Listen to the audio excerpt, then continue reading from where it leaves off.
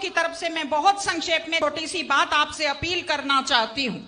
जो कौम अपनी बड़ाई करती रहती है, अपना आत्मचिंतन नहीं करती, उसकी गति रुक जाती है प्रगति की। पहले भी बात कही गई, लेकिन मैं 3 चीजों की तरफ आपका ध्यान दिलाना चाहती हूँ। हमारी युवा पीढ़ी बड़ी आकर्षित हो रही है। एक नशे की आदत, एक अपराधों की तरफ आकर्षण और एक लापरवाह तेज ड्राइविंग के प्रति आकर्षण। महिलाओं के नाम से लॉटरी डाली एप्लीकेशन लगाते हैं और महिला जो घर की लक्ष्मी होती है उसका नाम बाजार में दारू के ठेके के ऊपर लिख देते हैं। एक खास चीज जो मैंने देखी बड़ी नकारात्मक, अपनी अपनी जाति के अपराधियों का पक्ष लेना शुरू कर दिया है। सबने पितर बना दिया है अपनी अपनी जाति के अपराधियों को। ये अपराधी खुद बर्बाद होते हैं और अपने पीछे पूरी युवा पीढ़ी को बर्बाद करते हैं। मैं आपको एक उदाहरण देती हूं। एक ऐसे शख्स, एक ऐसे खिलाड़ी दिल्ली के, जिन्हें आज मेडल जीते हुए लोगों की गिनती में होना चाहिए था पहलवानी में, अपराध के कारण आज दिल्ली में जेल की सलाखों के पीछे बैठे हैं। ये हमारे लिए दुख की और शर्म की बात है। और तीसरी चीज, तेज ड्राइविंग। 1 लाख युवक, बाकी बड़े उम्र के लोग अलग हैं, 1 लाख युवक जान गंवाते हैं हर साल लापरवाह ड्राइविंग के कारण।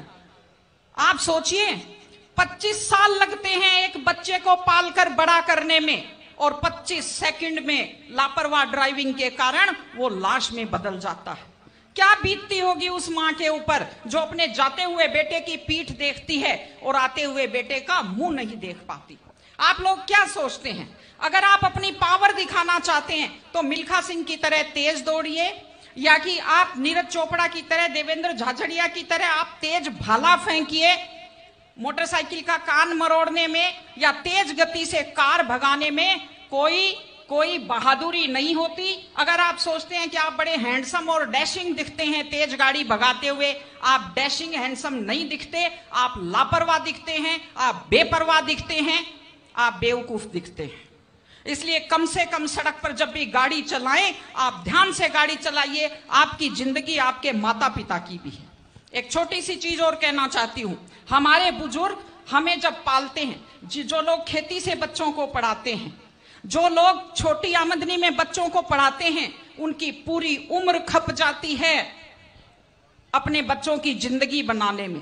और उसके बाद दुख का विषय है, बड़ा पीड़ादायक सीन मैं कई जगह देखती हूं कि एक माँ बाप मेहनत करते हुए हाथों में आइटन पड़ जाते हैं, एड़ियां फट जाती हैं, कपड़े मैले फट जाते हैं, और उसके बाद जब बेटे को पढ़ा लिखा कर तैयार करते हैं, उसके बाद पढ़ी लिखी बड़े घर की थोड़ी बेटी आ जाती है तो माँ बाप की तरफ ध्यान नहीं देते। आज हमारे 60-70% घरों में हालत यह है कि बुजुर्गों को रोटी तो मिल रही है लेकिन इज्जत से रोटी नहीं मिल रही। इस चीज को बदलने की जरूरत है। माँ बाप, मैं आपसे कहती हूं, जैसी भी परिस्थिति होती है, माता पिता आपको राजकुमार की तरह पालते हैं। आपकी भी ड्यूटी है, जैसी आपकी हैसियत है, बुढ़ापे में उनको बादशाहों की तरह से रखिए, उनकी सेवा कीजिए, उनका सम्मान कीजिए।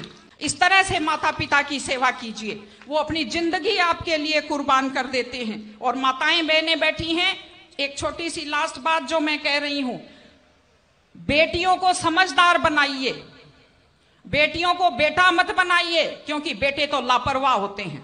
बेटियों को समझदार बेटी बनाइए। जब वो घर से बाहर जाती है तो उसको समझाइए कि वो साथ अपने घर की इज्जत लेकर के जाती है। बेटियों को समझाइए कि कैसे लोग मीठी मीठी बातों का जाल लेकर शिकारियों की तरह से घूमते हैं। और अपनी बेटी को संस्कार दीजिए कि वो जिस घर में जाए अपने सास ससुर की सेवा करे। आजकल मैंने नया ट्रेंड देखा है, बेटियां माँ मम्मी की तो बहुत चिंता करती है लेकिन सास की चिंता नहीं करती हैं। ये गलत चीज है। औरत घर की धुरी होती है। अगर वृद्ध लोगों की चिंता नहीं करेंगे तो हमारे वृद्ध लोगों को सुरक्षा कैसे मिलेगी, उन्हें सम्मान कैसे मिलेगा, इनकी जिंदगी खुश कैसे होगी। इसलिए कोई भी कौम तभी आगे बढ़ती है जब वो संस्कारवान हो, जब वो मेहनती हो, जब वो शिक्षा पर ध्यान दे। हमने ये सब किया है, मैं आपको बधाई देती हूँ।